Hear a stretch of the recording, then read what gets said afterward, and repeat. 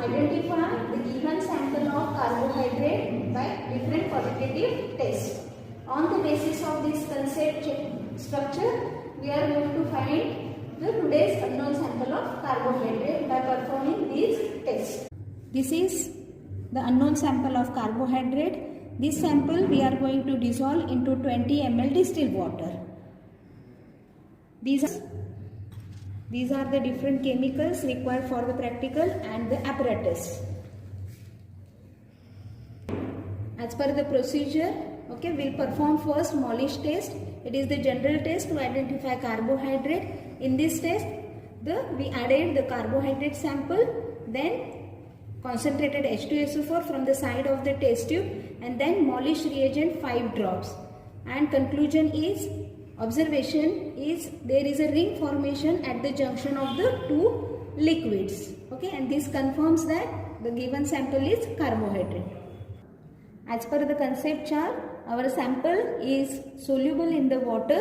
So, we will perform the Fehling's, Benedict and Thomas test. So, first test is Fehling test. In this test, 2 ml Fehling A sample, then 2 ml Fehling B solution, and then add the 2 ml of the carbohydrate sample, and this solution is boiled. Okay, the color obtained is yellow color or the brick red color. So in this test, brick red color is observed. So it confirms that our test is positive. Fehling's test is positive. This test will perform the Thomas test as given in the procedure.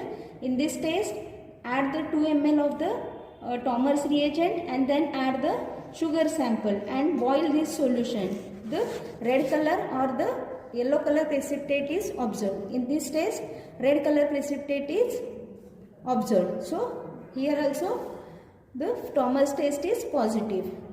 Third test, that is a Benedict test. Okay, in this test, take the 2 ml of the Benedict reagent and add the 2 to 3 drops of the carbohydrate samples and again boil this solution. Yellow color is observed.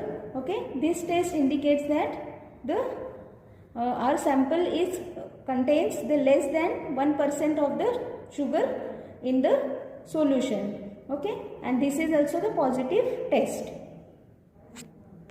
On the basis of the Fehling's, Thomas and Benedict test, our sample is monosaccharide. So, monosaccharide or the disaccharide. So, we'll perform the Barford test to distinguish whether the sample is monosaccharide or disaccharide. We'll perform the Barford test. In the Barford test, take the 2 ml Barford reagent and then add 2 ml of the sugar sample and then heat this solution in the water bath. Okay, in the Barford test, there is after cooling, okay, there is a brick red color formation at the bottom of the test tube appears. This indicates that the given sample is from the monosaccharide. Okay, so whether it may be, our sample may be glucose or the fructose. So we'll perform the next test, that is the Seliwanoff's, and as we have seen, our Barford test is positive. So the given sample is monosaccharide. Now we'll differentiate whether the sample is glucose or fructose. So we perform the Seliwanoff's test and rapid perfural test. So first we performed the Seliwanoff's test. In that, take the 2 ml of the Seliwanoff's reagent, then add the sugar sample and then boil the solution. The red color develops, it indicates the presence of fructose, and no red color develops, it shows that the sample is glucose.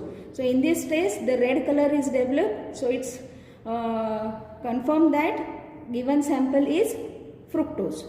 Second is the rapid perfural test. In this test, take 2 ml of the sample, then add 1 ml of alpha naphtha solution and then add the 5 ml of concentrated HCl and boil this solution. There is a deep purple color develops and this indicates that the sample is fructose.